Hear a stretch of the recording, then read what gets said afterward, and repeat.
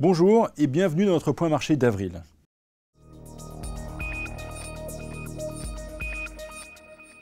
Ces dernières semaines, ce sont surtout Chypre et l'Italie qui ont fait l'actualité, avec un impact fort sur les pays périphériques de la zone euro et un impact faible sur le cœur de la zone et le reste du monde. Pour preuve, le marché américain en a profité pour retrouver ses plus hauts de 2007. Côté obligataire, on retiendra surtout la petite hausse des taux à 10 ans italiens à cause de la situation politique dans ce pays et la baisse des taux français et allemands sur la même période.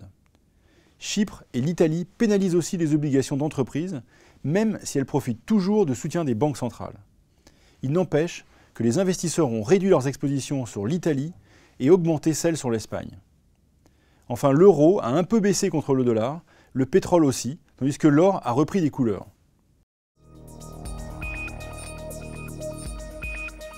Alors, quel est le constat en zone euro? Premier constat, la situation chypriote s'est stabilisée grâce à 3 facteurs. L'aide européenne, une taxe sur les comptes bancaires de plus de 100 000 € et la mise en faillite de la deuxième banque du pays. Deuxième constat, l'Italie est dans une impasse politique. Troisième constat, l'Espagne s'enfonce dans la récession. Tout cela ne milite évidemment pas en faveur d'une reprise en Europe. Passons maintenant aux États-Unis où là, il y a des signes positifs.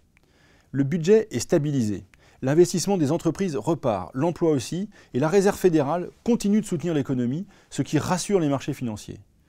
Côté chinois, il y a du bon et du moins bon, avec d'un côté les profits des entreprises industrielles qui s'envolent, et de l'autre des banques beaucoup moins prêteuses que par le passé, ce qui pourrait freiner la reprise observée ces derniers mois. Bref, une fois de plus, les bonnes nouvelles viennent des États-Unis et des pays émergents. L'Europe reste en crise et c'est pourquoi nous restons prudents quant à son impact sur le commerce mondial cette année.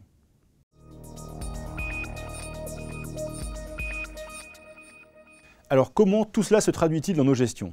Eh bien tout simplement par davantage de prudence. Côté obligataire, nous restons à l'écart des obligations italiennes et espagnoles pour l'instant. Nous leur préférons les obligations allemandes, même si les rendements sont beaucoup plus faibles. Nous allons aussi suivre de très près les obligations émergentes libellées en dollars et en devises locales, car elles offrent une bonne visibilité et des rendements intéressants. Côté actions et à court terme, nous allons surtout privilégier les actions défensives en Europe. En tout cas, tant qu'on n'en saura pas plus sur l'avenir politique de l'Italie. Et nous allons nous focaliser sur les actions américaines, les plus à même de profiter de la reprise qui se dessine là-bas. Sur le front des devises, nous restons favorables au dollar contre euro. Et malgré l'attrait des actions japonaises, nous évitons les investissements en yens. Alors toutes ces convictions doivent bien sûr être adaptées à chaque profil d'investisseur et revues en fonction de l'actualité. Voilà, ainsi s'achève ce point marché d'avril. Et comme vous le voyez, vous avez moult solutions pour communiquer avec nous. Merci de nous avoir suivis et à très bientôt.